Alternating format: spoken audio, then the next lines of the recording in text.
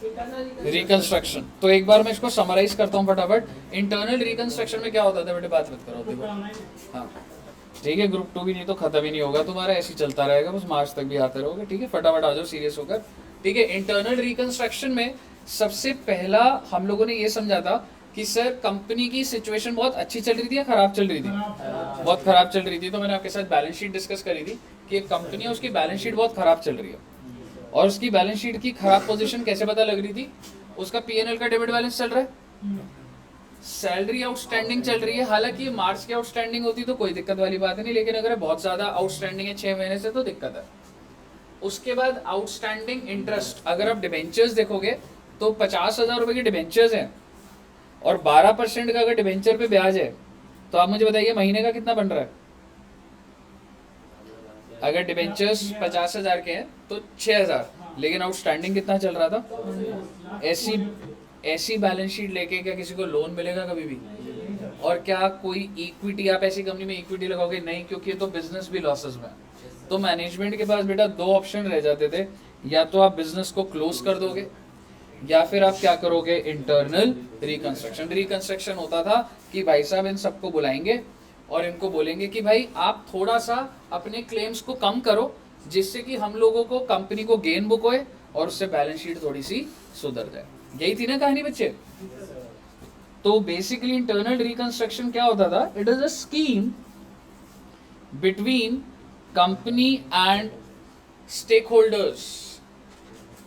और वो क्या कहता था? स्टेक होल्डर बोले तो इक्विटी, प्रेफरेंस, डिबेंचर्स, एम्प्लॉई। और ये पूरी की पूरी स्कीम कौन अप्रूव करता था?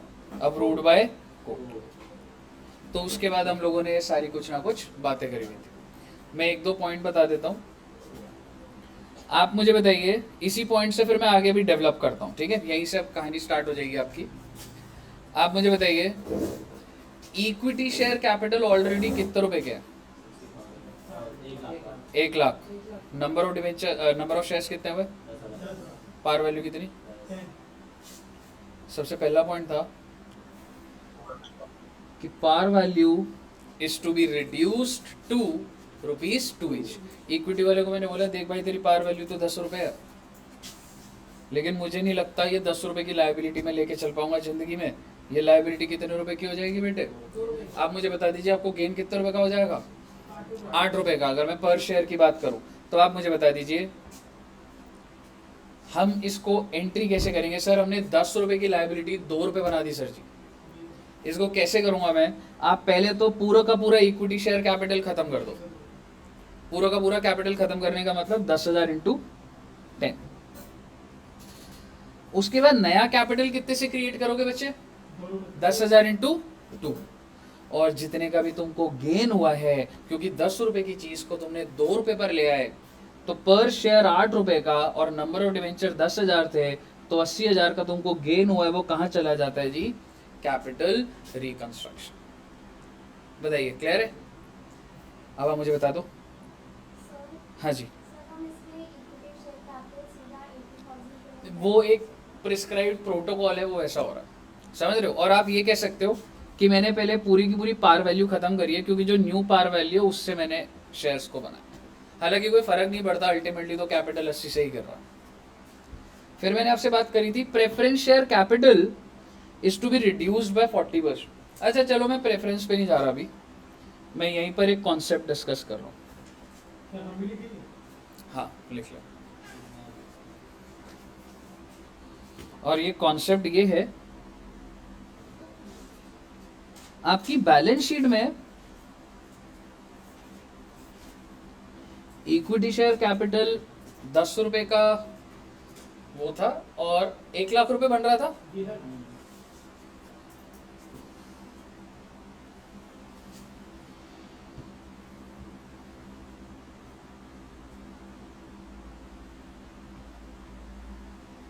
और नीचे पॉइंट लिखा हुआ है,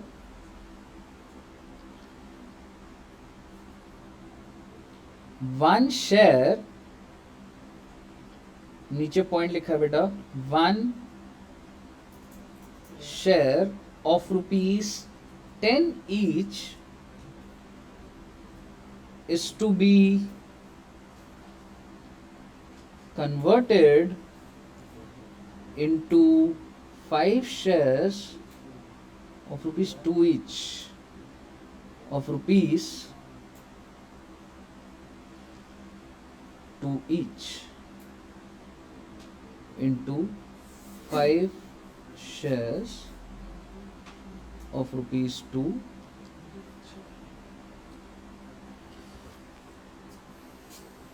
आप मेरे को एक बात बता दो, एक शेयर की पार वैल्यू अभी कितनी है? मैं क्या बोल रहा हूँ, तुम मुझे वो एक शेयर दे दो, उसके बदले मैं तुम्हें कितने शेयर दे दूंगा? 5, 2 रुपए के। क्या कोई फायदा है नुकसान? तो फायदा नुकसान। सर फिर क्या जरूरत है एंट्री डब्बे, जब पेपर में आ सकता है। समझ रहे हो? आप समझना मैं इसको क्या करूंगा। That means equity share capital 10 रुपए का तो खत्म हो गया, और बच्चे equity share capital par value कितनी है? 1 लाख ही है। हालांकि अगर मैं नंबर ऑफ शेयर से जस्टिफाई करूं तो यहाँ पे 10,000 इंटू 10 है, और यहाँ पर कितना हो जाएगा रे? 50,000 इंटू। सर क्या कोई फर्क पड़ा क्या? इसको बोला जाता है शेयर स्प्लिट। क्यों जी, यही बोला जाता है ना। तो अब इसमें शॉर्ट में ये बोल सकते हो। तो ये पहला स्टेप हो गया, और आप कह सकते हो कि शेयर जो है स्प्लिट हो गया। अब आप मुझे बताइए टोटल नंबर ऑफ शेयर कितने हो गए? 50,000। मेरा अगला पॉइंट इसी क्वेश्चन के अंदर ही कंटिन्यूड है। हाँ बंद कर दे यार, ठंडा कर दिया एकदम।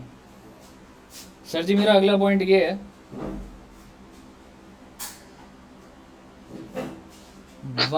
हाँ जी मैडम। सर जैसे इन्होंने प्राइस को रिड्यूस करके हमें शेयर्स में कन्वर्ट करा है, तो मतलब इनसे इनको फायदा, इन्हें क्या मिला? कोई फायदा नुकसान नहीं है, लेकिन अगर पेपर में एंट्री आ गई बेटा कि पार वैल्यू सिर्फ चेंज हो गई है, तो आप एंट्री डालोगे ना, तो वो चीज़ है। कोई फायदा कोई नुकसान नहीं है, ठीक है। 1 शेयर ऑफ रुपीज अभी कितने का है? Sorry, 1 share of rupees 2 each is to be consolidated into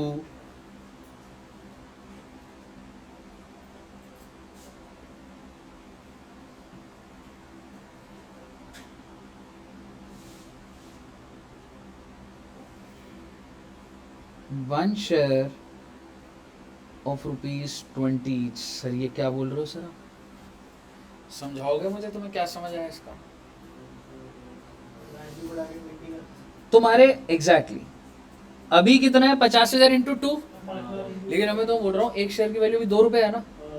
अब तुम्हारी वैल्यू 20 की हो जाएगी, तो तुम बेसिकली ना शेयर्स को मर्ज कर रहे हो, समझ रहे हो?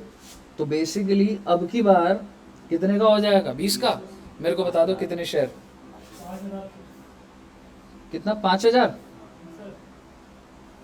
पार वैल्यू हैज बीन चेंज्ड। तो सर इसकी क्या एंट्री होगी sir ji? Equity share capital 2 रुपए के हिसाब से तुम्हारा खत्म कितना हुआ बेटा? 1 लाख। और क्रिएट कितना होगा बच्चे? क्रिएट भी सर 1 लाख ही होगा, लेकिन पार वैल्यू क्या हो जाएगी अब? 20। तो पहले क्या हो रहा था? तो टेक्निकली मैंने कितने शेयर मर्ज कर दिए? कह सकता हूं 10 शेयर को बनाकर एक बना दिया मैंने। तो ऊपर तो क्या हो रहा था जी? 50,000 इंटू 2, यहाँ पर हो गया 5,000। मर्ज, कंसोलिडेट कर दिया।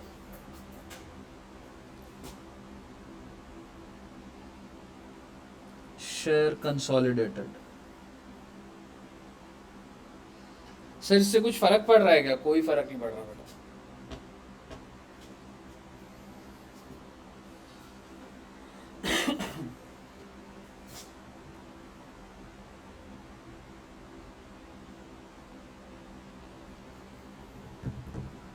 सर जी अब मैं एक बात बोलता हूँ, और वैसे तो ये कॉन्सेप्ट ये वाला तो डन है, 2 इलस्ट्रेशन हमारी बुक में देखेंगे इसको। अब मैं एक ये छोटा सा एग्जांपल तुम नोट कर सकते हो, सो दैट तुम्हारे को समझ आए क्या हो रहा है।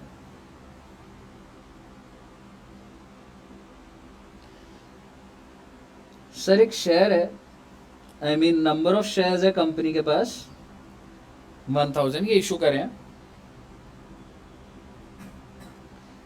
Par value is ₹10.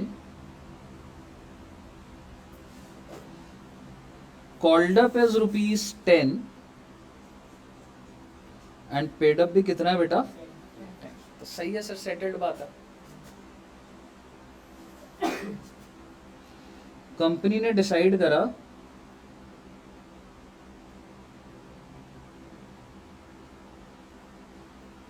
Paid up is to be reduced by ₹6. Okay, आप इसको चाहे पेड अप बोल लें, चाहे आप इसको कॉल्ड अप बोल लें. कॉल्ड अप भी लिख दो, चाहे ज्यादा बेटर है वैसे अगर मैं कॉल्ड अप भी लिख दूं ना. कॉल्ड अप कितने रुपए से गिरा दिया बेटा मैंने? आप मेरी कंपनी में मालिक हो, मैंने आपको कितने शेयर इशू करे हुए हैं? 1000. और टेक्निकली जितनी पार वैल्यू थी तुम वो पैसा मुझे दे चुके हो. मुझे बताओ मैं इन दोनों में से तुम्हारे लिए कौन सी अच्छी टर्म है? मैं ये लिखूं या मैं लिखूं par value is to be reduced by 6.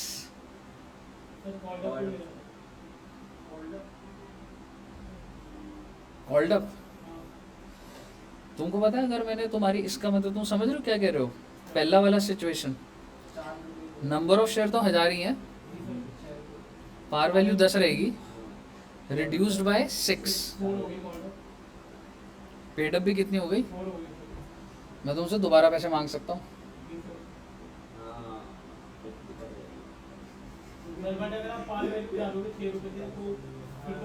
वो तो है, पर नीचे वाले केस में पहले एक बार समझ ले, नीचे वाले केस में क्या हो रहा है?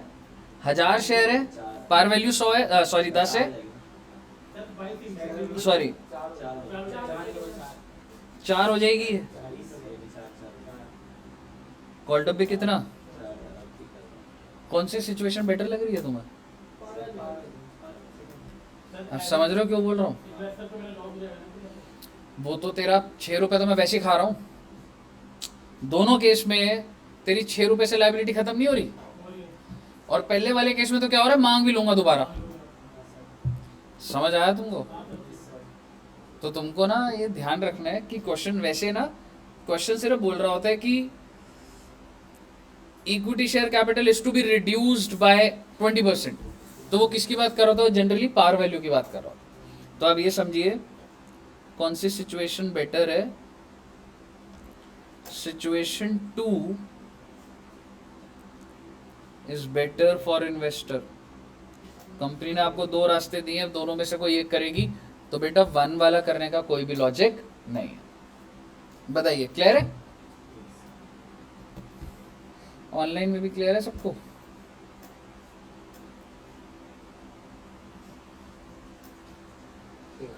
लक्ष्य जी, ओके ठीक है सर.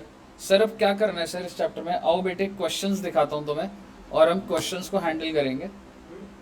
सीधा क्वेश्चन से ही डील करा दूंगा. सिचुएशन 2 बेटर है ना?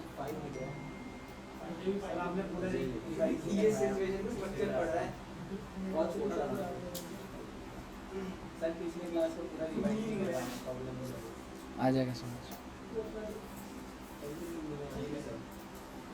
क्लियर है?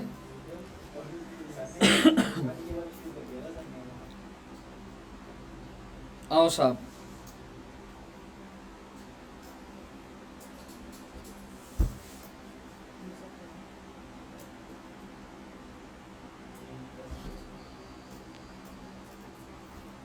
ओह भाई, आओ बेटे. पहली 2 इलस्ट्रेशन तो हमारी हो जाएगी, आ जाएंगे इस पर. अभी एक क्वेश्चन करते हैं प्रॉपर.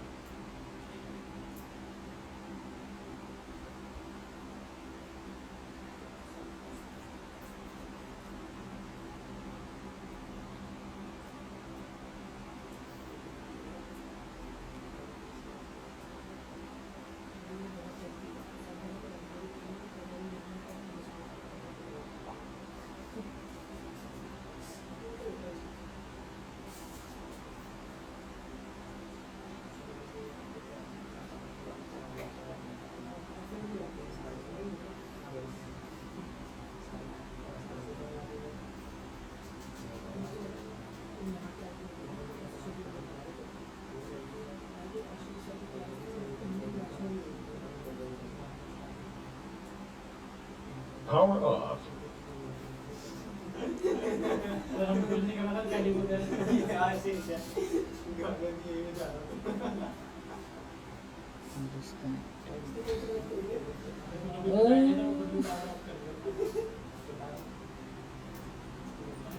चलो यार एक क्वेश्चन मैं बना के देता हूँ तुम्हें, फिर इस पर आएंगे। ठीक है जी, एग्जाम्पल लिखो जी एक।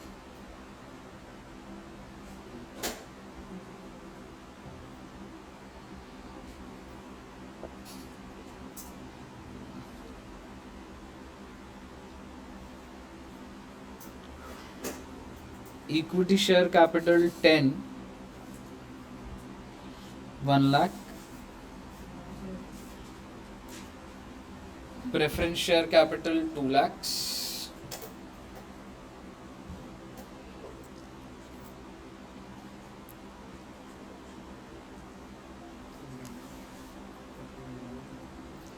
Percentage debentures 3 lakhs।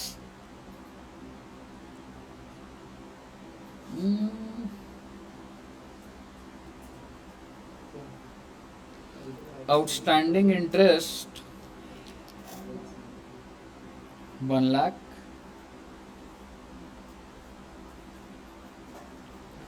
Creditors 70,000।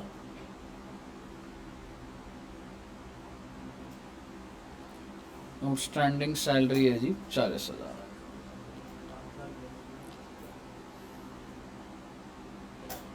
Goodwill 30,000। P&L 50। Liability side पे टोटल कितना आ रहा है? कितना? 8,10,000।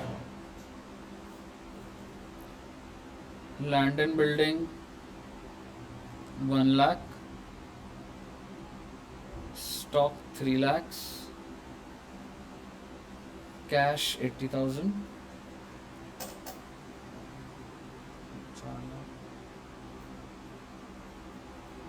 60।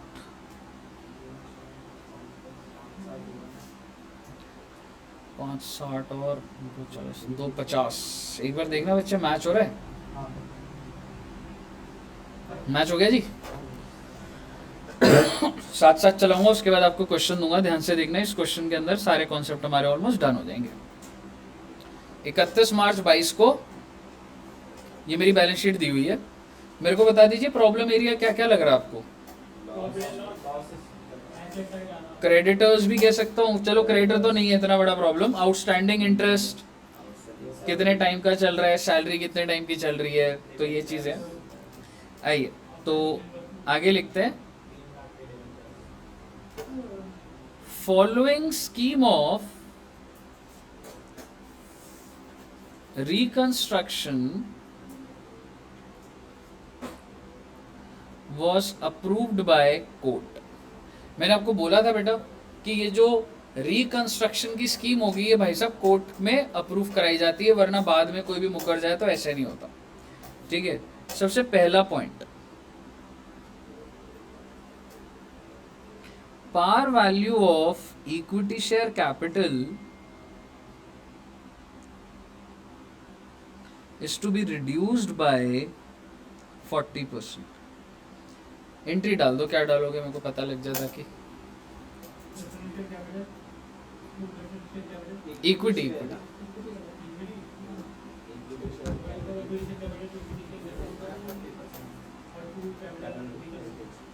कितना रुपए?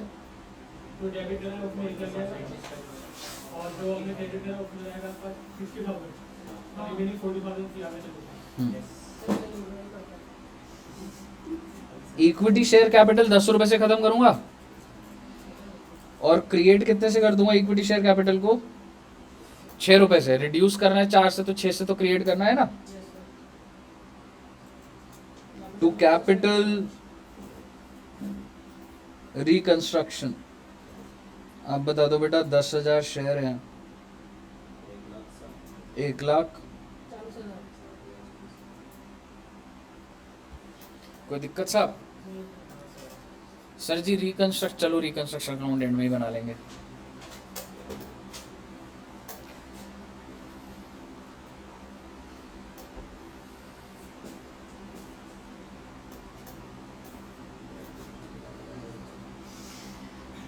preference share capital agreed for reduction of 70% of their claim. Oh my god, preference share capital कितने रुपए का क्लेम गिराने को तैयार है? 70%, यानी कि उनका पार वैल्यू कितने का क्रिएट हो जाएगा? 3 रुपए का। समझ रहे हो? प्रेफरेंस शेयर कैपिटल पहले पूरा खत्म कर दो।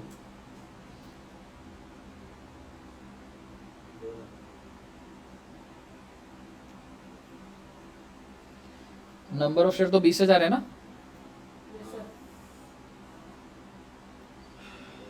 To capital reconstruction 1,40,000। क्लियर है जी? सर ये तो हमें पता लग गया है, आओ बेटे आगे वाला पॉइंट।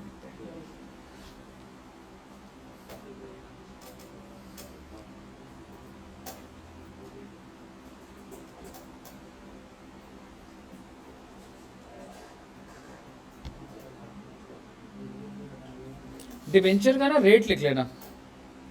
रेट कितना है? 12%।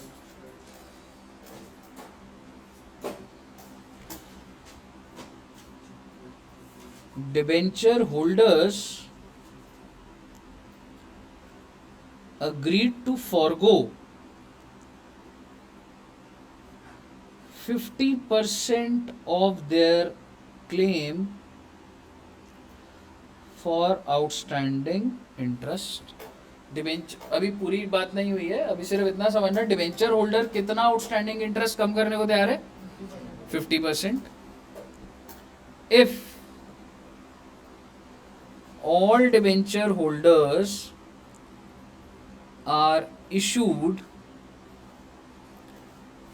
fresh debentures at the rate of 14%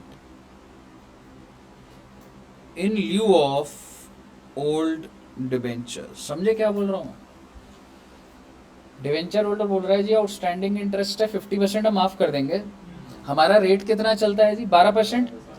आप इसको हटाइए, 14% बना दीजिए आप इसको। समझ रहे हो? तो इससे क्या होगा समझना, 12% डिबेंचर्स को मुझे खत्म करना होगा। कितने के थे बेटे? 3 लाख के। और 14% डिबेंचर्स इशू कर दिए obviously with the same amount. मैं मान गया उनकी डिबेंचर होल्डर की बात। अब मैंने उन्हें बोला कि भाई साहब ना 50% क्लेम गिराओ, तो क्लेम गिराने की क्या एंट्री डलेगी? आउटस्टैंडिंग इंटरेस्ट कितना परसेंट क्लेम गिर रहा है कितने का? 1 लाख का। तो जी 50,000 रुपए वो अपना क्लेम गिराएंगे, तो मुझे तो फायदा ही होगा ना, कैपिटल रिकंस्ट्रक्शन 50,000। हाँ एक ही कर सकता है, कोई दिक्कत नहीं। बताइए क्लियर है? ठीक है sir ji.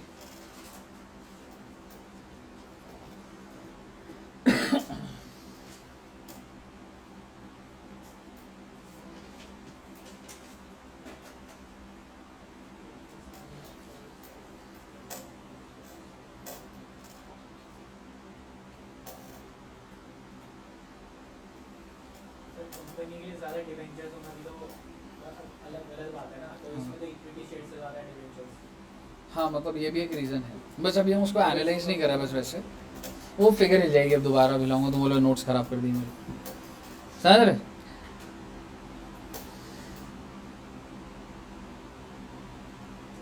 creditors agreed to forgo 50% of their claim if they are issued equity shares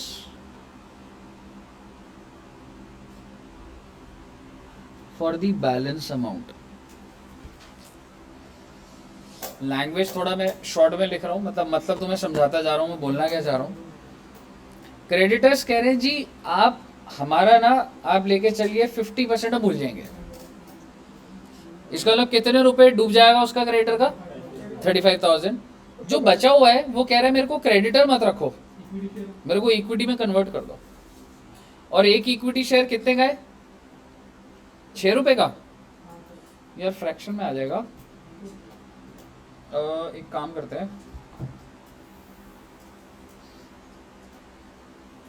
70,000 का 6 से 60, अगर मैं 60% क्लेम गिरा दूं तो 82,000 नहीं 40 गिरा देता हूँ। क्लेम मत गिराओ, आप अमाउंट गिराओ, 6 के मल्टीपल में कर दो। इसको अगर मैं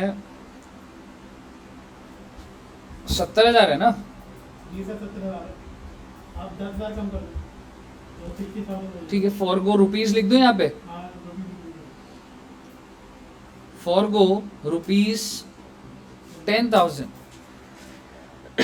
वो कह रहे जी आप 10,000 हमारे को मत दो, जो बचा हुआ है उसका कितना दे दो, उसका हमको पैसा मत दो, आप इक्विटी में कन्वर्ट करा दो।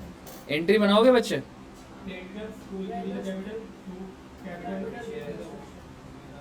क्रेडिटर्स कितने से?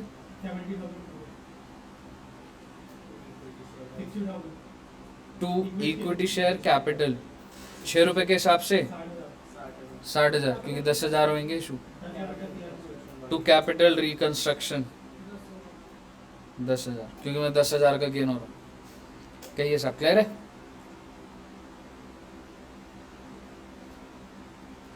ओके सर, और क्या बच रहा है सर? आउटस्टैंडिंग सैलरी छोड़ो, चलने तो रहने दो। अच्छा, मैंने एक पॉइंट बोला था तुम्हें, अगर क्वेश्चन कुछ भी ना बोले, हाँ, तो 2 चीजें होती है जो राइट ऑफ करनी होती है।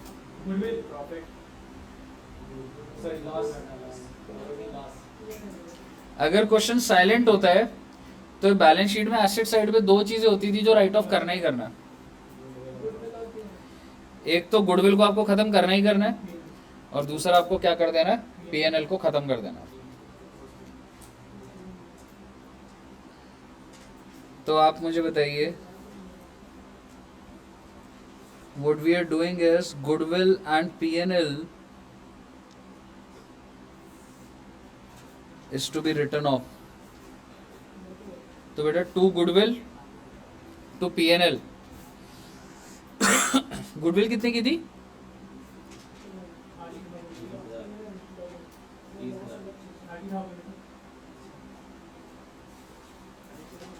और ये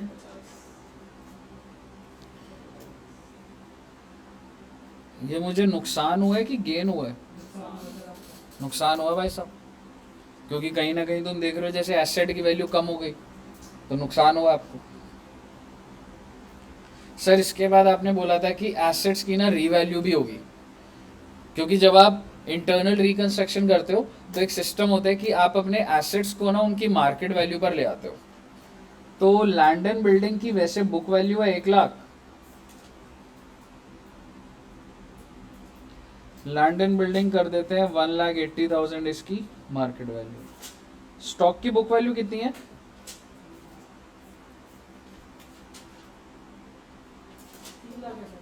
कितना? 3 लाख।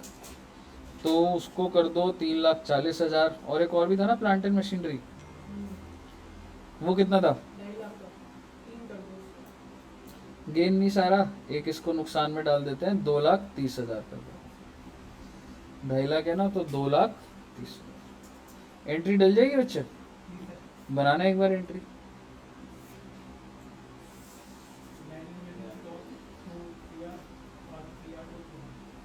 लैंड एंड बिल्डिंग कितने से बढ़ रहा है? 80। हाँ, स्टॉक कितने से बढ़ रहा है? 2 कैपिटल। अच्छा चलो इसी एंट्री में मर्ज कर दूं क्या? प्लांट एंड मशीनरी का तो नुकसान हो रहा है, कितने का? तो 2 कैपिटल रिकंस्ट्रक्शन। क्लियर है मैडम?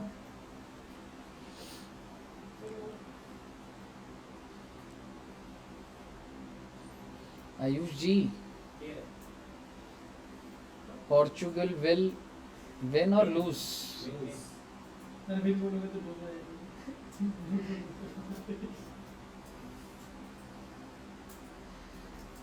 चलिए सर अब क्या बच गया इसमें? सर जी कुछ नहीं बचा। अगला स्टेप फटाफट, बस इसके बाद हम क्वेश्चन में जाएंगे।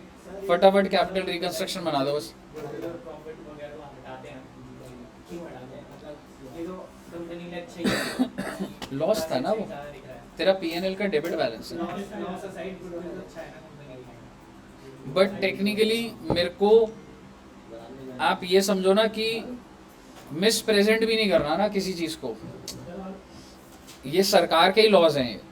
तो गवर्नमेंट ये चीज नहीं चाहती ना कि अगर आप इतने लॉसेस में हो तो आप गुडविल भी लेके चल रहे हो, तो कहते हैं गुडविल को आपको हटाना ही हटाना। समझ रहे? चलिए कैपिटल रिकंस्ट्रक्शन अकाउंट बनाओगे बेटा एक बार बनाओ ना, पोस्टिंग ही तो करनी है बस। और मुझे बता दो बैलेंसिंग फिगर क्या आ रही है बस।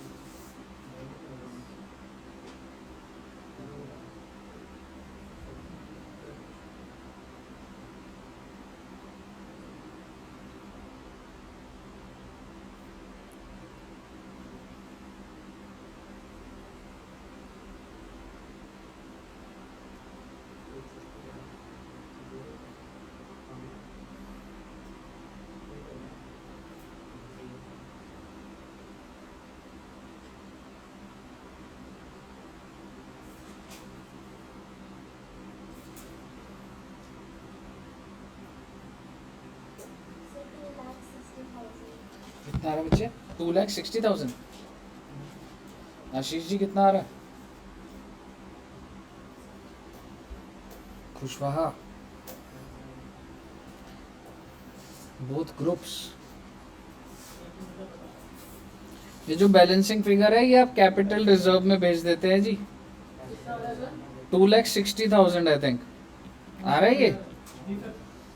अगर आ गया है तो क्या आप बैलेंस शीट बना सकते हैं?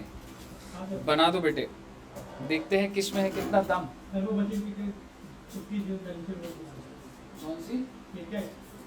जो बैलेंस शीट सही बनाएगा। 2,60,000 आ रहा है ना आयुष? हाँ निकल गया 15 मिनट पहले।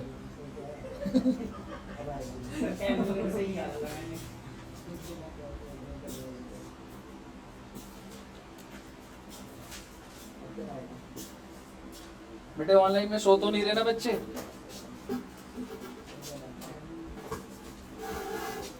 नहीं सर। सोना नहीं है बेटे। लक्ष्य जी सबसे ज्यादा सोते हैं।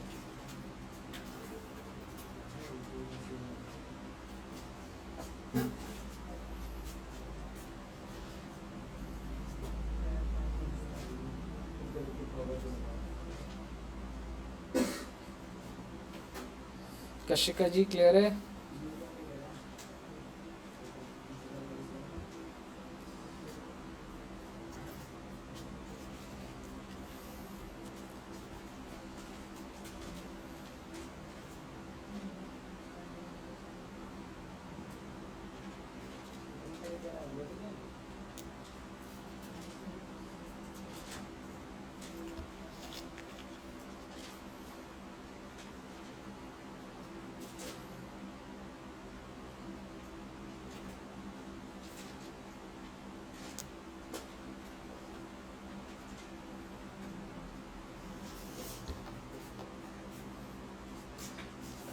इसको दे दे, लाया था ना चॉकलेट।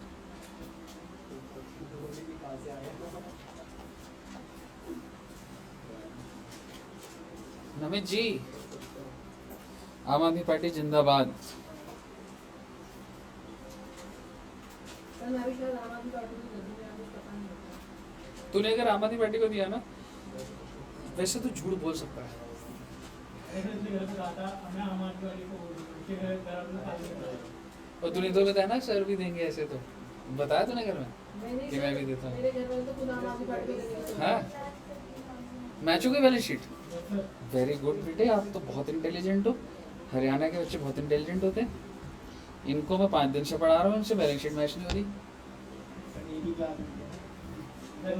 देखते हैं अपने पुराने बच्चों को। कितने से मैच होगी बच्चे balance sheet? 8 lakh 8 lakh 30,000। Very good. Online भी बता दो बेटा, 8,30,000 से मैच हो रही है क्या बैलेंस शीट?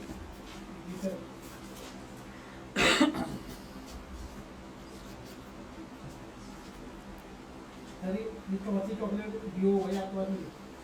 क्यों? अपने आप ही। तेरा पहले आंसर नहीं आया, नेहा जी का आया। मैं फोन करके मैं बताना भूल गया। वो भूल गया तो हार गया बस। सर सैलरी का ट्रीटमेंट नहीं दिया ना आपने कुछ? फिर बैलेंस शीट में आएगा नहीं आएगा? मेरे को ट्रीटमेंट नहीं होगा तो बैलेंस आशीष पीएनएल बना रहा है। पीएनएल नहीं बनाना भाई, कह रहा प्रॉफिट नहीं आ रहा।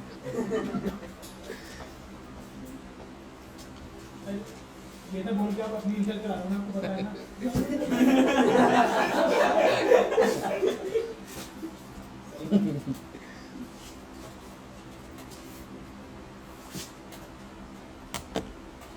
ऑनलाइन मैच हुआ, करण का done, Manisha ji done. Okay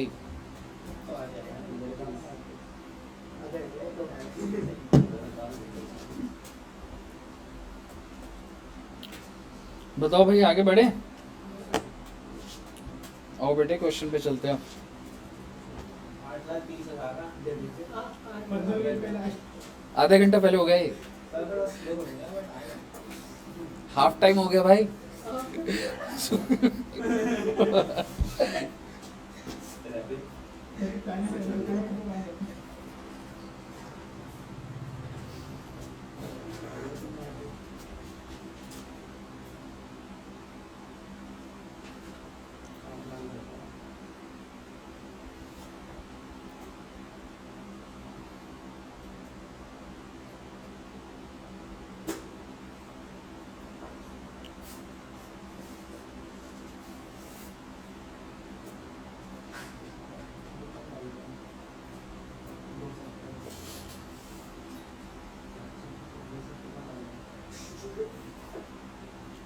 आओ सर, 2 क्वेश्चन कराऊंगा, एक अलग पैटर्न का भी कराना है ताकि अगली क्लास में खत्म हो। स्पीड रखना बेटा, ठीक है? क्वेश्चन देखते हैं। क्वेश्चन नंबर 3 मैं आपको रीड कराऊंगा, आंसर भी दिखाऊंगा, लेकिन आप लिखते जाना, मतलब समझ रहे हो? आइए। Green limited had decided to reconstruct the balance sheet since it has accumulated losses. Oops.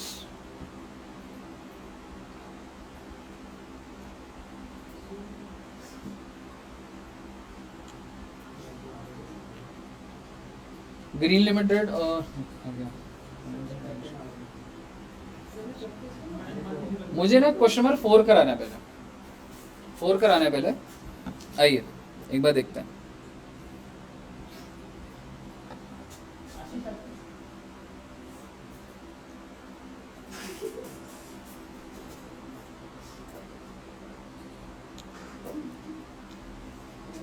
चलिए, the following is the balance sheet of week limited as on 31 March 2001। आपको 31 मार्च 2001 की बैलेंस शीट दी हुई है। मुझे कोई बैलेंस शीट के अंदर का एनालिसिस नहीं कराना, मेरे को इतना बता दो। लॉस दिख रहा है आपको?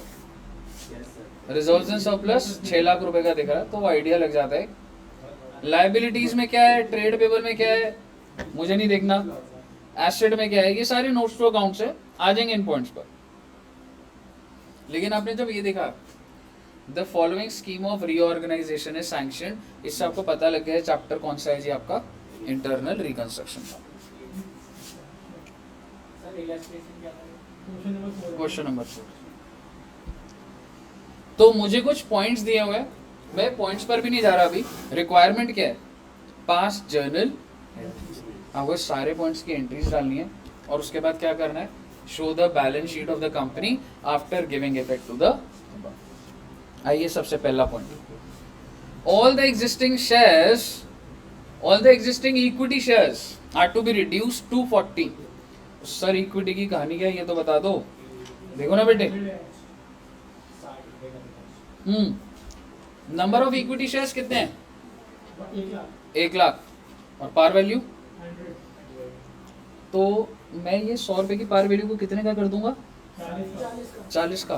तो नुकसान आई मीन फायदा कितने का हो जाएगा, एंट्री डाल दो इक्विटी के कैपिटल को इक्विटी के capital to capital reconstruction, entry डाल दो।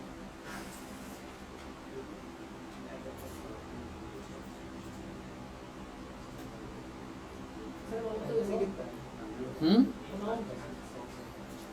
1 लाख शेयर है 1 लाख शेयर थे और 100 रुपए पार वैल्यू थी और आप उसको रिड्यूस 2 कर रहे थे, मतलब नया पार वैल्यू आपका 40 था। आंसर भी सामने ही है, डाल लो एक बार और चेक कर लो। क्लियर है पहला पॉइंट। रिडक्शन भी होता है, रिकंस्ट्रक्शन भी होता है, ठीक है। कैपिटल रिडक्शन भी लिख सकते हो और रिकंस्ट्रक्शन भी लिख सकते हो। सर आगे बताओ सर, अगला point, all the preference shares are to be reduced to 60 each. Sir number of preference share कितने हैं, 50,000। एक चीज बोलूंगा इस पे मैं, क्यूमुलेटिव प्रेफरेंस का मतलब होता है अगर इनका कोई डिविडेंड पुराना नहीं मिला तो जैसे प्रॉफिट होंगे उनको मिलेंगे। तो पार वैल्यू है 100 की, बट इसको मैं कितने का बना दूंगा, 60 का। तो गेन कितने का बुक करूंगा, 40 का गेन बुक करूंगा, एंट्री डाल दो।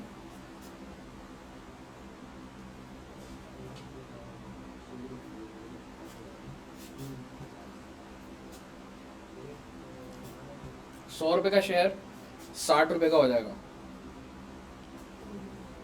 कितनी टॉफी खा रहे हो, कितनी टॉफी खा रहे हो? मेरा गला खराब रहता है, मतलब थोड़ा ठीक नहीं हुआ जब से एक बार पहले बीमार हुआ था ना, पूरा ठीक नहीं हुआ।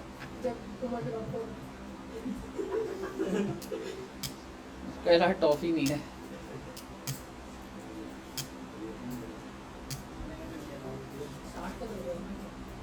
सर 60 कर दिया था।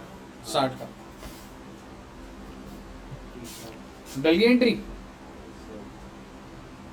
चेक करेगा हो जाएगा। क्या डालूं, क्या डाली आपने entry, preference share capital 50 lakh debit करा होगा, to preference share capital 30 lakh, to capital reconstruction 20 lakh. Clear है साहब, ओके। सर क्या बोल रहा है सर,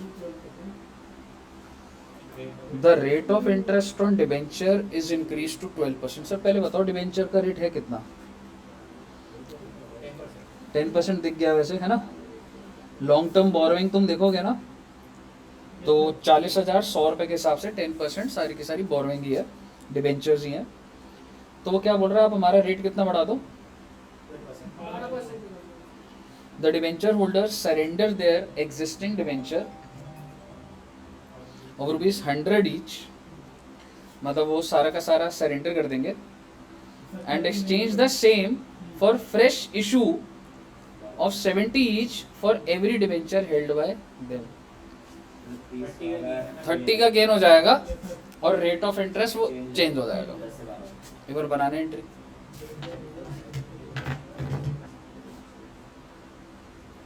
हाँ जी क्लास में अभी आधा घंटा चलेगा।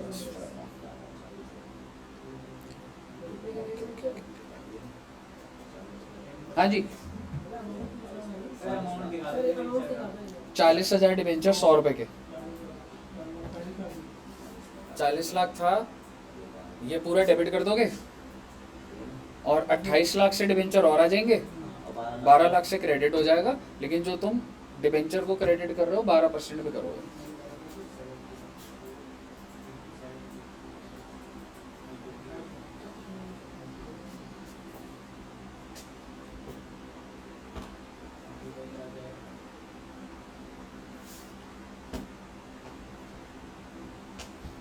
हो गया कुशवाहा जी, हो गया? क्या एंट्री डाली? बताना दिखा के ना।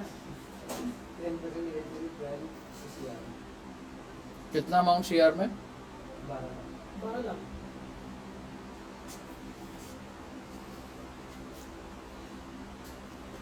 अगला पॉइंट करना, मैंने करा भी दिया तुम्हें वैसे ही। चलो पहले क्रेडिटर देख लेते हैं।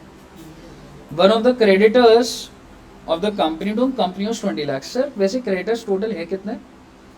ट्रेड पेबल है बेटा 50 लाख। तो मैं डील किससे कर रहा हूँ? 20 लाख वालों से। One of the creditor to home company 20 lakhs decided to forgo 40%। 8 lakh तो गया। हाँ टोटल अमाउंट क्रेडिटर्स का कितना? 50 and he is allotted 30,000 equities of 40, मतलब 12 लाख रुपए का सामान in full satisfaction of the claim. Creditor 20 lakh, to reconstruction 8 lakh, to equity share capital 12 lakh. डाल दो एंट्री फटाफट।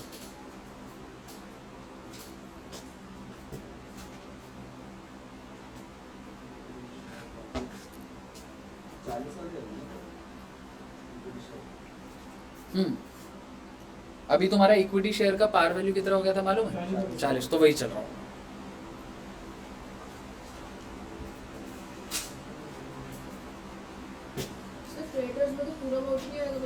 वो कह रहे हैं कि 50 लाख के जो क्रेडिटर है उनमें से मैंने 20 लाख वालों के साथ डील करी है।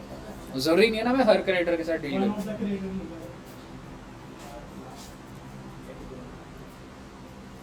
तो एंट्री डली आपकी क्रेडिटर्स 20 लाख,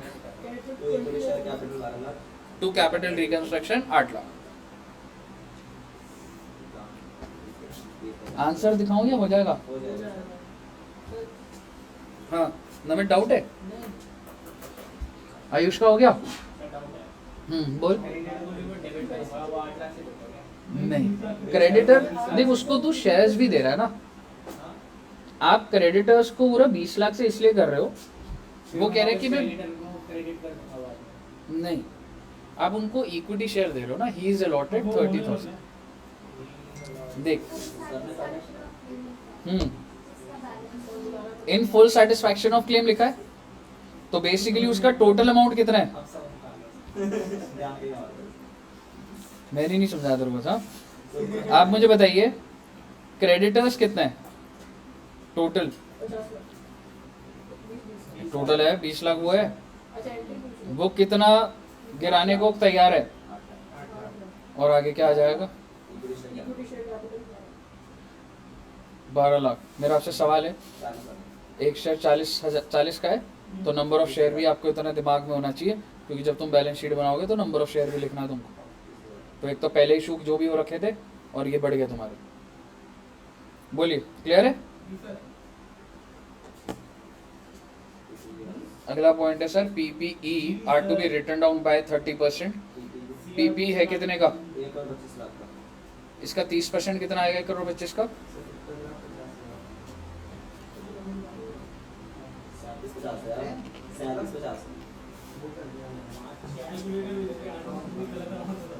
गलत ही अमाउंट बताया, लेकिन एंट्री क्या होगी? Capital reconstruction to property plant equipment 1,25,00,000 का 30% गिरा दीजिए। कितनी वैल्यू आ रही है? 1 करोड़ का 30% है 30 लाख। 25 का 50 नहीं, 1,25,00,000 है ना। 27,50,000। भाई रिड्यूस्ड बाय है, तेरे को 30% गिरानी है बस। ए क्या रे? हाँ हाँ,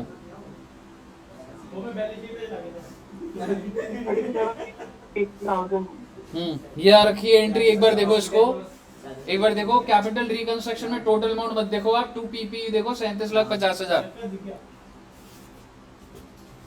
आइए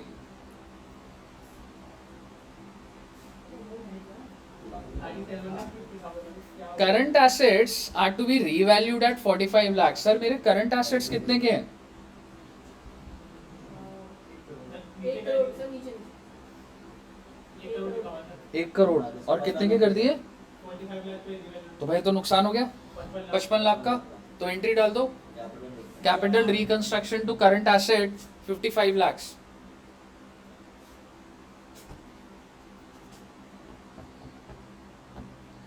taxation liability is to be settled at 150। Sir liability कितने की बना रखी है बेटा? प्रोविजन बना रखा है 1 लाख रुपए का और अल्टीमेटली तुमने इसको सेटल कितने में करा है?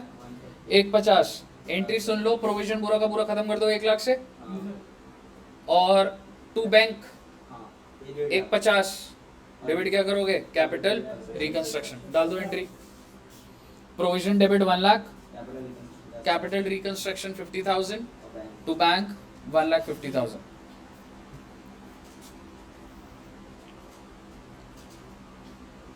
क्लियर है साहब? Investments to be brought to their market value. Sir investment का दिया हुआ है, नॉन करंट इन्वेस्टमेंट है 10 लाख की, इसकी मार्केट वैल्यू कहाँ दी हुई है? सर 5 नोट को अकाउंट में देखिए नाइट 9 लाख 50 फायदा हो रहा नुकसान हो रहा? नुकसान हो रहा है नुकसान हो रहा 50,000 का। एंट्री क्या डलेगी? Capital reconstruction debit to investment डाल दो जी एंट्री 50,000 से।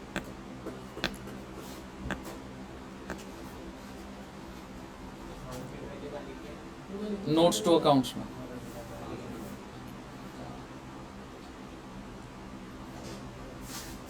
आखिरी पॉइंट बेटा खत्म है बस।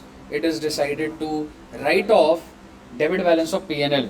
6 लाख रुपए का पीएनएल बैलेंस दिखा था, राइट ऑफ कर दीजिए। क्या एंट्री डलेगी? सर पीएनएल को अगर आप खत्म करोगे, पीएनएल का डेबिट बैलेंस उसको खत्म करो तो क्रेडिट करना पड़ेगा टू पीएनएल और डेबिट क्या कर दोगे? Capital reconstruction, capital reconstruction to PNL. क्या आपको सारा का सारा क्लियर है? अमाउंट कैसा 6 लाख बैलेंस शीट बन जाएगी इसकी? बन जाएगी? नहीं बनानी नहीं है। अब एक क्वेश्चन मेरे को एक टाइप का कराना है ताकि मैं आपको आज उस टाइप के क्वेश्चन के साथ सिर्फ 1-2 क्वेश्चन रह जाएंगे, फिर मैं आपको होमवर्क देने में ना जाऊँ। मेरा भी लोन दे दीजिए क्या वो ना ना अगर 5 हो गया 4 बजे की होगी 4 से 5 लेगा क्या? क्लास 11th की चल रही है क्या तेरी? क्वेश्चन नंबर 3 पर आइए। ये पैटर्न कराना ही कराना है मेरे को। Green limited had decided to reconstruct the balance sheet। Sir एक कंपनी है ग्रीन लिमिटेड और वो रिकंस्ट्रक्ट कर रही है बैलेंस शीट, उसके लॉसेस हैं, ठीक है। The following is the balance sheet. आप मुझे बता दीजिए बैलेंस शीट कौन से दिन की दे रखी है? 31 मार्च 2000। कितने का लॉस चल रहा है तुम्हारी जिंदगी में? 20 लाख का। बोरोइंग चल रही है, ट्रेड पेबल है, कोई दिक्कत नहीं। एसेट्स चल रहे हैं, कोई दिक्कत नहीं है, उसकी नोट्स टू अकाउंट्स में दे रखा है। मेरे लिए रेलेवेंट बात ये नहीं है, मेरे लिए रेलेवेंट बात ये है आपके सामने पहली बार ऐसा फॉर्मेट आ रहा है जिसमें लोगों के नाम आ रहे हैं। अभी आपने देखा था जनरल चल रहा था कि इतना ये हो गया, इसका ये हो गया, तो ये एक पैटर्न अलग है। क्या बोल रहा है वो?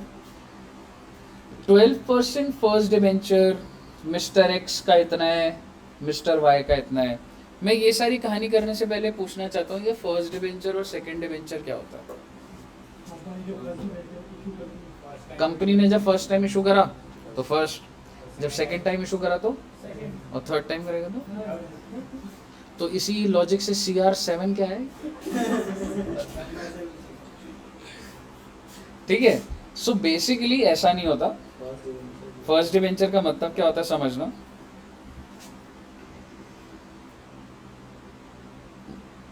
बच्चे कंपनी ने ना इशू करे डिबेंचर्स, मान लो ये डिबेंचर होल्डर्स हैं, ये कैटेगरी है, बहुत सारे लोग हैं इसमें, लाखों करोड़ों लोग हैं और इनको भी इशू करें डिबेंचर्स,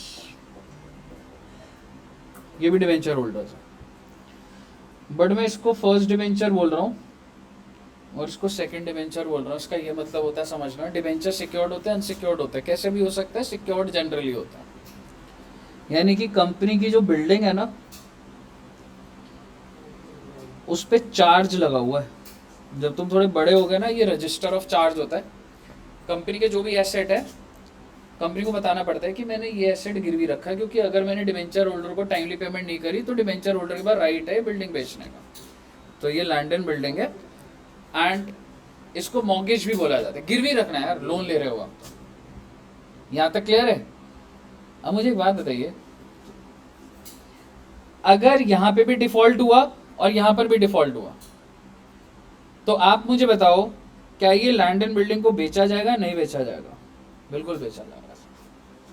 मैं आपको डिबेंचर इशू कर रहा हूँ, आपने कहा सर कंपनी का लोन ही तो है ये, तो क्या सिक्योरिटी नहीं इशू होगी? बिल्कुल होती है सर। अगर कंपनी ने डिफॉल्ट करा तो ये डिबेंचर होल्डर के पास पावर होती है कि आपने जो भी एसेट गिरवी रखवाया है वो उसको बेच सकता है। ठीक है, अब आप मुझे बताइए, ये बिल्डिंग बिक गई जी, ये बिल्डिंग बेचने के बाद 6 करोड़ मिले, पहले क्लेम किसका होगा? उसके बाद से क्या? आप मुझे बताइए, मैं एक कंपनी हूँ, मैं आपको डिबेंचर इशू करना चाह रहा हूँ, तुम क्या चाहते हो? You want to be a first debenture और सेकंड डिबेंचर? फर्स्ट पे 10% ब्याज है, इस पे 14% ब्याज है। अब ये डिपेंड करता है, क्योंकि तुम्हें दिख रहा है रिस्की कौन सा भाई, सेकंड वाला है, तो रिटर्न भी ज्यादा मिलेगी उसको। इतना मिलेगी नहीं मिलेगी वो अलग बात है। More the risk more the return. First debenture secured है तो उस पर रेट ऑफ इंटरेस्ट कम होगा, सेकंड डिबेंचर पे जनरली रेट ऑफ इंटरेस्ट ज्यादा होगा। आपको फर्स्ट डिबेंचर सेकंड डिबेंचर का मतलब समझ आया है? लेकिन आप यहाँ पर देख रहे हो सर रेट तो दोनों को बराबर दे रखा है, वैसे जनरल वो इतना कॉन्सेप्चुअलाइज नहीं हो रखा ना। बट आप मार्केट में जाओगे, फर्स्ट डिबेंचर्स का मतलब वो थोड़े ज़्यादा सिक्योर्ड है तो उनका रेट कम होता है, सेकंड डिबेंचर का ज़्यादा, बिकॉज दे आर वल्नरेबल। अगर आप मान लो मैंने आपको 5 करोड़ देने हैं और बिल्डिंग से निकले 4 करोड़ है, तुम दो, फर्स्ट डिबेंचर भी है सेकंड भी है, दोनों को मिला के 5 देने हैं, बिल्डिंग से 4 करोड़ निकल कर आया सिर्फ बेच के, तो पहले किसको मिलेगा? फर्स्ट करोड़। समझ रहे हो? तो सेकंड डिबेंचर को नुकसान होता है थोड़ा, इन केस अगर शॉर्टफॉल हो गई तो बेसिकली कंपनी के फर्स्ट डिबेंचर्स, अगर आप इधर देखोगे बच्चे, तो फर्स्ट डिबेंचर्स टोटल कितने हैं कंपनी के? बोलो रे, 5 लाख। और सेकंड डिबेंचर, तो पहले फर्स्ट डिबेंचर का बाइफरकेशन देख लेना। फर्स्ट डिबेंचर जो 5 लाख है, एक्स के पास 3 लाख पड़े, वाई के पास 2 लाख पड़ा, और सेकंड डिबेंचर कितने के थे टोटल? 10 लाख, जिसमें से एक्स के पास तो ही नहीं, दोनों के पास ही पड़े हैं मेजॉरिटी। ट्रेड पेबल बताओगे? ट्रेड पेबल टोटल 5 लाख है, जिसमें से 2 और 3 तो जरूरी थोड़ा ना इनके पास ही होगा पूरा टाइम, कुछ और आउटसाइडर भी हो सकते हैं ना, तो 2 लाख इसके पास है। उसके बाद सर इनके पास शेयर्स भी हैं, fully paid up share 3 lakh रुपए के शेयर है और पार्टली पेड अप है। ये देखते हैं क्या बाइफरकेशन है। कुछ इक्विटी शेयर है 50,000 जो फुली पेड अप है, और कुछ इक्विटी शेयर है जो पार्टली पेड अप है। मुझे बता दो एक्स के पास कितने रुपए के फुली पेड अप है? 3 लाख बाइफरकेशन दे रखा, बाकी बाहर वालों के पास भी। द फॉलोइंग, मैंने आपको एक्स समझा दिया ना, तो क्वेश्चन खत्म हो जाएगा। The following scheme of reconstruction is approved by all the parties. तो आपको थोड़ा बहुत डिटेल पता लगे, एक्स और वाई का डिटेल, और रिकंस्ट्रक्शन अप्रूव हुआ है all the parties interested and also by the court. सबसे पहला point, uncalled capital is to be called up in full. सिर्फ इतनी अगर आपसे बात करूं, आप एंट्री डाल सकते हैं। How much is uncalled capital? Can I say on 1 lakh shares your uncalled capital is 10, so 10 lakhs. तो बैंक, अच्छा पहले ड्यू कर देते ना, शेयर फाइनल कॉल, एंट्री बना देता हूँ मैं, साथ साथ आप लिखना।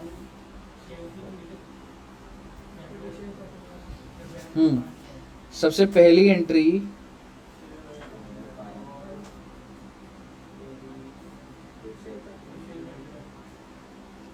एक लाख शेयर थे बेटा,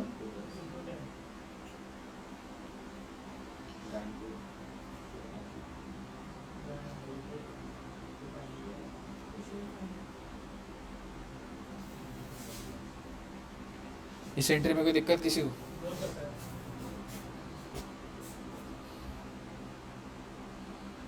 आगे सुनिए।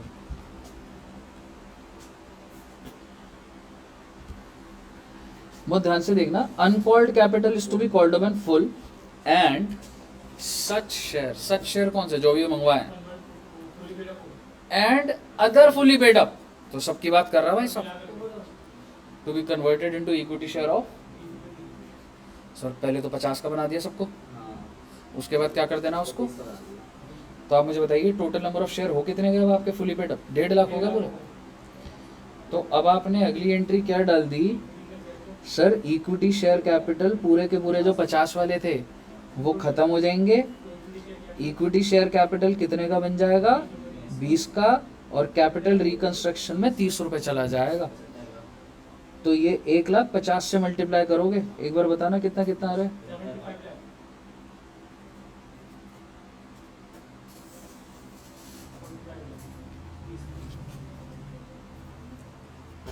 क्लियर है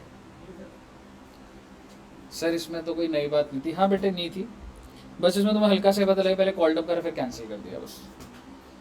अगले पॉइंट में नई बात है। सर, कौन सा क्वेश्चन पहले? Question third. Next point is specific, मतलब ये मैं नहीं बोलूंगा तो तुम्हें अटकोगे। तो अब वो मिस्टर एक्स की बात कर रहा है।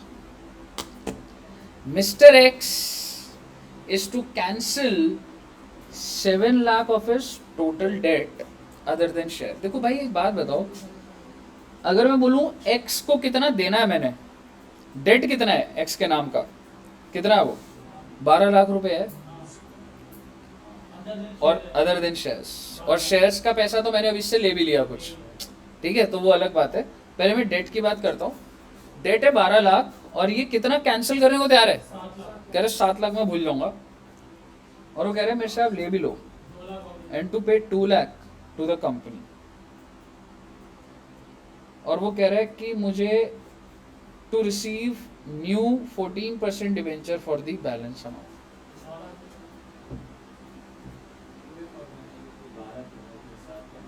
मैं कुछ नहीं बोल रहा, आप एक बार एंट्री बनानी हो, आप थोड़ा दिमाग लगा लो, फिर मैं बोलूँगा। बैंक में debit, mister x debit, 40% debenture, बना दे एंट्री, बना दे, 1 मिनट में बना दो। जो भी है एंट्री बना दो एक बार, जो आपको समझ आ रहा है इस लैंग्वेज से, आपको जो बनाना है बना दो।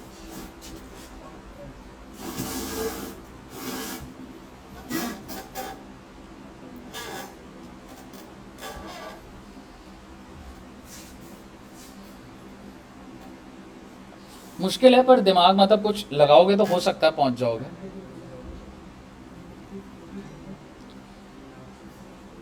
इतना हिंट दे देता हूं, कैंसिल का मतलब है रिकंस्ट्रक्शन में जाएगा, मतलब कैंसिल, और बाकी अमाउंट के लिए वो 14% डिबेंचर मांग रहा है।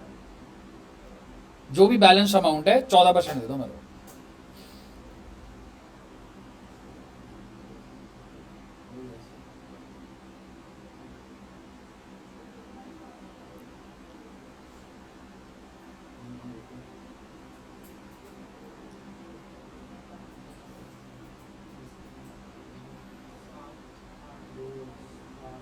ये वाला कॉलम था ना एक्स का? एक्स का, हाँ पहले वाला।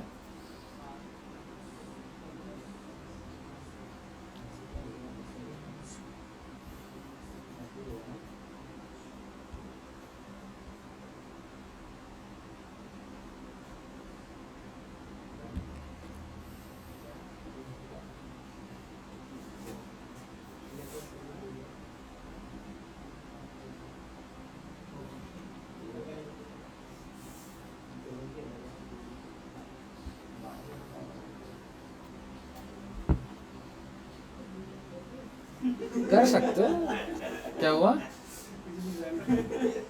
कर सकते हो, दिमाग लगाओ। कितने से? नहीं, बट लाइबिलिटी तो डिबेंचर से बनी हुई ना, 12% फर्स्ट डिबेंचर। बुक्स में एक्स के नाम की लाइबिलिटी है या 12% डिबेंचर 12% सेकंड के नाम से है? बुक्स में तो डिबेंचर्स के नाम से है ना, तो कुछ बना? बन गया सर। हाँ बोल। 12% second debentures debit, 12% second debenture first को खत्म नहीं करा? टोटल फर्स्ट और सेकंड लाख से गया, उसके बाद बैंक 2 लाख डेबिट, उसके बाद 14% फर्स्ट डिवेंचर्स और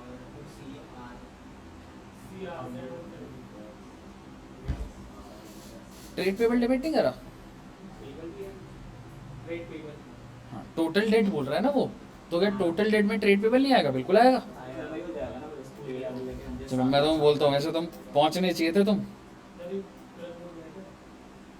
नहीं देखो मैं समझो, फर्स्ट डिबेंचर खत्म कर रहा हूँ, कितने रुपए का था? Second debenture 4 lakh, trade payable ये 2 लाख था ना ट्रेड पेबल, 7 लाख की लाइब्रेरी में बता ना, कितने की? 7 लाख की लाइब्रेरी में बता ना। हाँ तो जो बैलेंस जो बच रहा है उस पे नया डिबेंचर आ रहा है ना, तो मैंने सारा खत्म कर रहा हूँ मैं। वो लाइन को ध्यान से पढ़ो, वो कह रहा था मेरे को नया वाला दो। बैंक में कितना दिया उसने? कैपिटल रिकंस्ट्रक्शन में कितना? 14% डिबेंचर, 7 लाख 7 11 12, तो 12 बन रहा है, 5 बन रहा है टोटल। टोटल कितना बैठ रहा है इसका? 12, 7 ही तो बैठ रहा होगा। नहीं यार 4 बैठेगा ना, 4 जाएगा,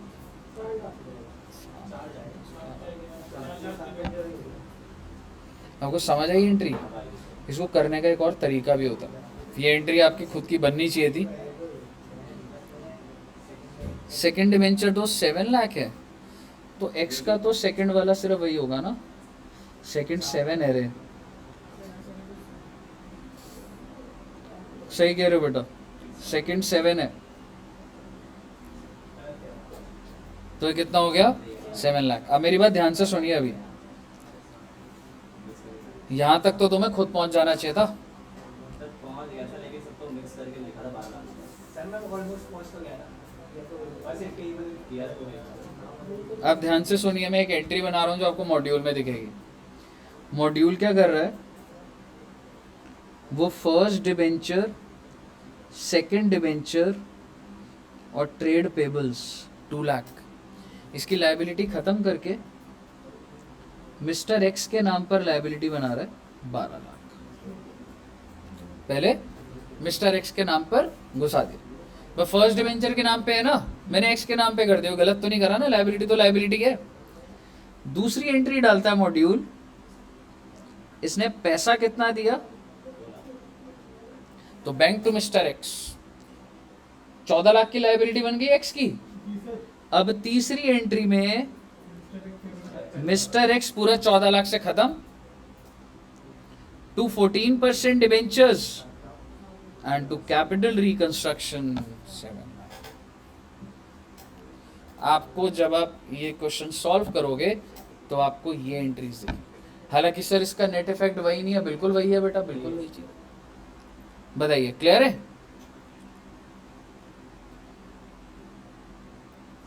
अगर आपको ये बात क्लियर है, सी की बना दो जरा entry, I am sorry Y की।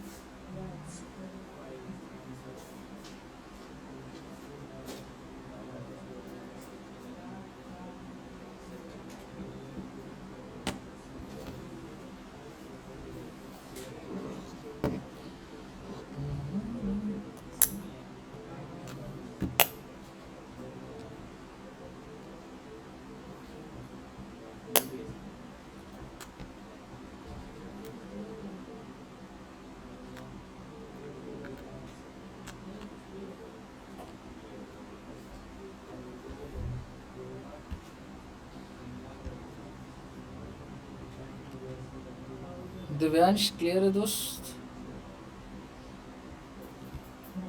सर हो गई? देख अब मैं, हाँ मतलब वैसे कैसे डालिए, वाई के एंगल से डालिए, ठीक है। तो first debenture 2 lakh, second debenture 3 lakh, trade payable 1 lakh, to Y 6 lakh रुपए से वाई हो जाएगा। फिर अगली एंट्री में वाई 6 लाख से debit, to reconstruction 3 lakh and to 14% debentures 3 lakh. Clear है साहब? तो ये एंट्री जब हो जाएंगी ना, इसके बाद वो क्या बोल रहा है, द अमाउंट दस रेंडेड अवेलेबल। सर ये डी पॉइंट क्या बोल रहा है बेटा, एक बात बताओ, रिकंस्ट्रक्शन में हमने कितना डाला? अगर मैं तुमसे बात करूं टोटल रिकंस्ट्रक्शन में कितना गया, मतलब ये लेजर बन के भी आ जाएगा तुम्हारा, पहले कह सकता हूँ 45 लाख डाले 55 लाख हो गए ना टोटल। और 7 और 3 55 लाख रुपए। वो क्या बोल रहा है, अभी ये लाइन पढ़ो, समझ आ रही है? The amount thus rendered available by the scheme shall be utilized in writing of goodwill P&L and the balance to write of the value of the computers। तुम्हारे पास 55 लाख का क्रेडिट बैलेंस पड़ा है। अब तुम क्या करो, अगली एंट्री क्या डालोगे? गुडविल को खत्म कर दो। गुडविल कितनी है सर जी? अच्छा पहले तो P&L खत्म कर दो। क्या एंट्री होगी? Capital reconstruction to P&L 20 lakh. कितना बैलेंस रह गया? 35 लाख। एंट्री डाल दो एक बार, ये पहले पूरी करते हैं जो सही से कर रहा था अभी। क्लियर है वाली बात?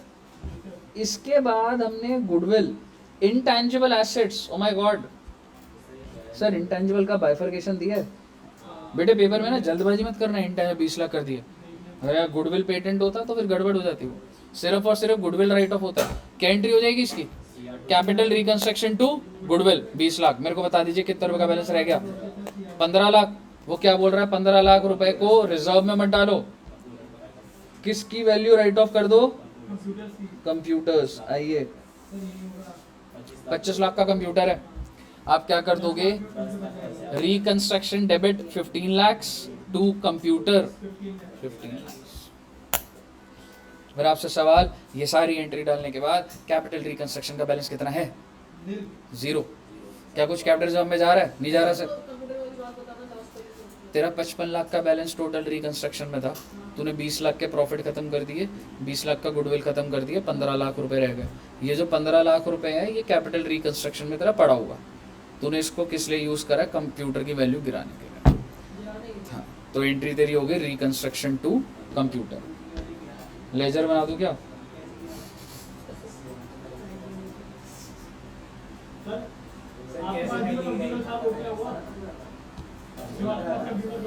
संजय को दे दिया, वो उसको सिखाऊंगा कुछ टाइपिंग। और वो इक्विटी शेयर कैप नहीं, एक मिनट, हाँ ये कितना रुपए का था? मिस्टर एक्स 7 लाख,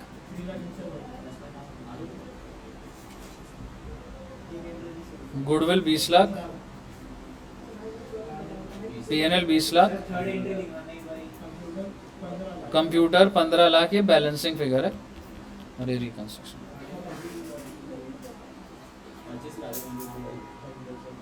कंप्यूटर की वैल्यू 25 लाख है, तो बैलेंस शीट में कितनी वैल्यू आ जाएगी कंप्यूटर की? बोलिए साहब, क्लियर है?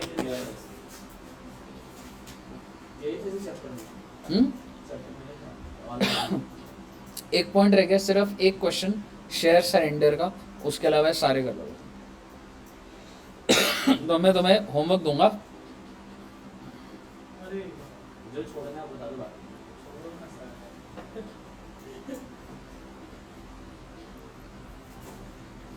अगली क्लास में होमवर्क चेक भी करूंगा। जो होमवर्क नहीं कर कर आएगा, होमवर्क करना ना तुम्हारा कर्तव्य है, कोई वो नहीं है। इलस्ट्रेशन नंबर 8 छोड़ देना बेटा बस। क्यों छोड़ना बताता हूँ, क्योंकि यहाँ पे ना कुछ शेयर सरेंडर वाला पॉइंट है कुछ। इलस्ट्रेशन नंबर 8 के अलावा पहले से शुरू कर लो, कहीं भी नहीं अटकोगे। एक दो पॉइंट पे अटकोगे, वो कौन से पॉइंट पे अटकोगे तो लिखने में थोड़ा सा वो होगा, मे भी उस पर भी नहीं अटकोगे। सिर्फ शेयर सरेंडर का इलस्ट्रेशन 8 है, बाकी सारा का सारा आप कर सकते हैं। नेक्स्ट क्लास में शेयर सरेंडर खत्म करेंगे, और आपके अगर डाउट होंगे तो ले लेंगे, नहीं तो अगला चैप्टर शुरू भी करा दूंगा। ठीक है साहब, तो यहाँ तक रखते हैं बच्चों, और अब हम मिलेंगे। आज क्या डे है? सैटरडे मिलेंगे, वीकेंड के अंदर सैटरडे, मंडे है, मंडे।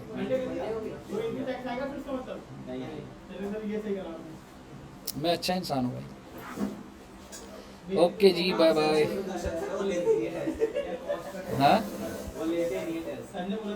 सर, जब टेस्ट बहुत ज़्यादा लेते हैं तब तुम कहते हो सर बहुत टेस्ट लेते हैं, क्लासेस ले रहे हैं। सर ने मुझे लग रहा है छोड़ ही दिया, इतना बोलते हैं बच्चा, अब लूंगा ही नहीं इनका टेस्ट लग रहा है।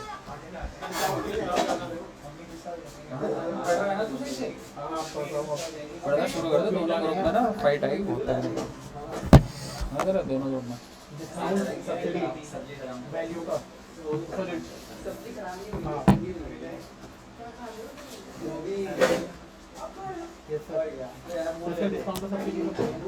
जो अच्छा समझाने मैंने देख, सब्सिडी दो लोगों से मिल सकती है, या तो वो गवर्नमेंट से मिल सकती है या तो वो नॉन गवर्नमेंट से मिल सकती है। मान ले मैं तेरे को कोई चीज़ बेच रहा हूँ और मुझे एक एनजीओ और पैसा देता है, मैं तेरे को 10 का दूंगा तो एनजीओ 5 रुपए दे रहा है, तो वैल्यू क्या है वो 5 मिलाकर 10 जो है वो तो है ही, और 5 रुपये और वो मिल 5 भी है।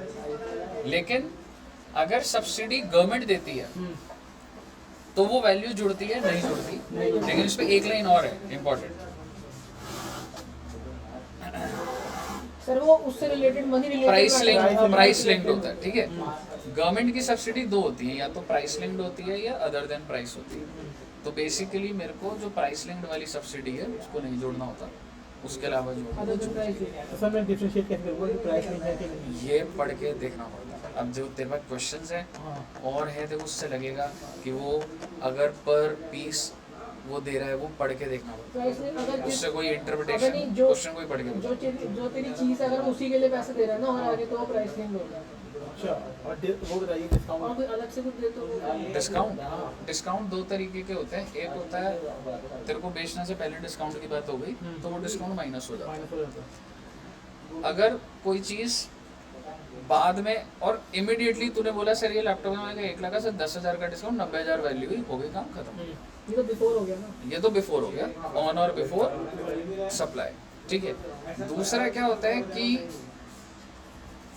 डिस्काउंट जो है वो अमाउंट अभी पता ही नहीं है, हाँ पता नहीं। ठीक है, लेकिन उसमें मान ले टर्म्स पता है मुझे, ठीक है। चल मैं इसको ऐसे बोलता हूँ, अग्रीमेंट होती है। एक होता है बिफोर सप्लाई, एक होता है आफ्टर सप्लाई। बिफोर सप्लाई तो वही माइनस हो जाता है इनवाइस में, आफ्टर सप्लाई के अंदर डिस्काउंट रिड्यूस हो जाता है, लेकिन कंडीशन फुलफिल करनी पड़ती है। यानी कि अगर मैंने तेरे को बेच दिया बट बाद में डिस्काउंट दे रहा हूँ तो भी माइनस हो जाएगा, लेकिन कंडीशन में 2 कंडीशन फुलफिल करनी पड़ेगी।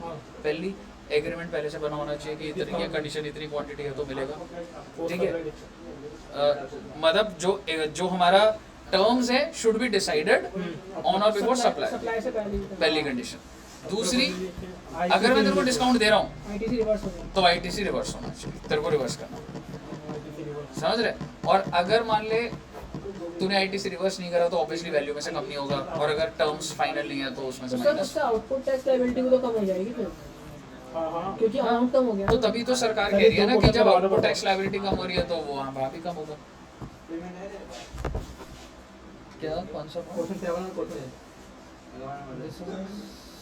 supply line that is valued as per transaction price is the sole consideration. Supply में certain interest once paid interest। ठीक है, क्या डाउट है तेरे यानी पास? वन वेव मतलब अगर वेव कर दी थी हमने टाइम ऑफ सप्लाई पढ़ा था, हाँ अच्छा, तो इसमें तू वो इंटरेस्ट को ऐड करता है जो इंटरेस्ट तू रिसीव करता है। अच्छा ओके याद है टाइम ऑफ सप्लाई हाँ, में, याद क्योंकि है। जो वेव कर दे उसका टाइम सप्लाई नहीं आता, तो वैल्यू के अंदर सिर्फ वही ऐड होगा which you have received. Receive, और ये The discounts were not known और agreed or agreed or at the time of supply, तो मैं हमारी बात ही नहीं हो रही। आएगा ही नहीं। Such discount cannot be reduced. ठीक है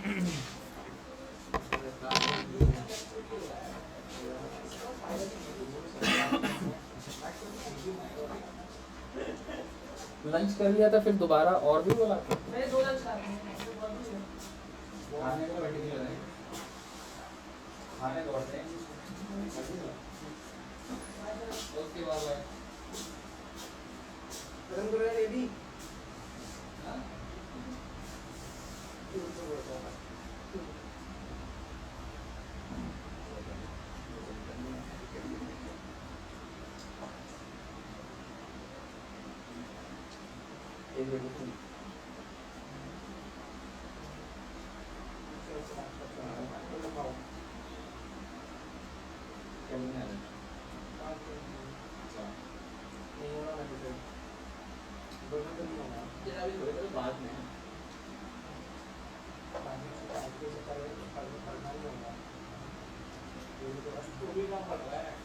ऐसा नहीं है यार, पढ़ता हूँ। कर लिया? कैश भले नहीं दे रहा हूँ। कैश भले नहीं दे रहा हूँ, पढ़ता जरूर होगा। लेकिन अभी रिकमेंड एक बार टेस्ट नहीं दिया, बाद में नहीं वो आगे हो जाएगी। घर में मेरी आ गई ना, और कुछ कर नहीं सकता। पढ़ना ही पड़ता है। वो नहीं पता लेकिन पढ़ना भी पड़ता है। हाँ, तेरी दीदी के दिन मैं उसको समझा था, इतने दिन पढ़ाई किया।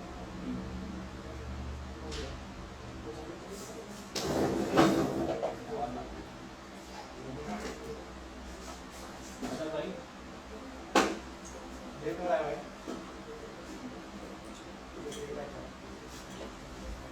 हाँ हाँ चलिएगा बाकी रहे के जाऊँ ना मैं तो। चल जल्दी। चल जल्दी।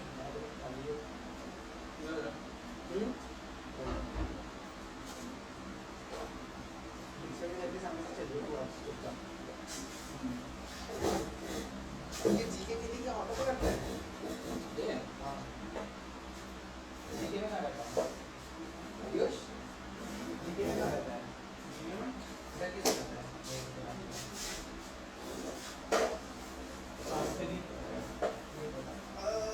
मेट्रो बाद में बोलूंगा। मेट्रो से कितना दूर है? 2 किलोमीटर अंदर है? 2 किलोमीटर ये अंदर है। बस इधर से पैदल जा सकता हूँ। बेटा क्या तुमने पता क्या हुआ भाई?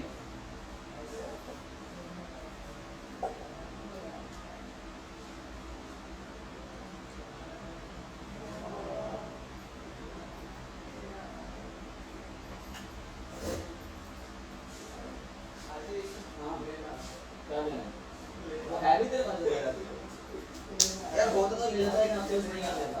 क्या ससना करने की? करने नाची। डाले से रास्ते ना चाहिए। सर से फोटो मांग लेते ना। मिस्टी सेल्फी। डिजिटल क्या हुआ तुमने? हाँ क्या? करेंगे सर।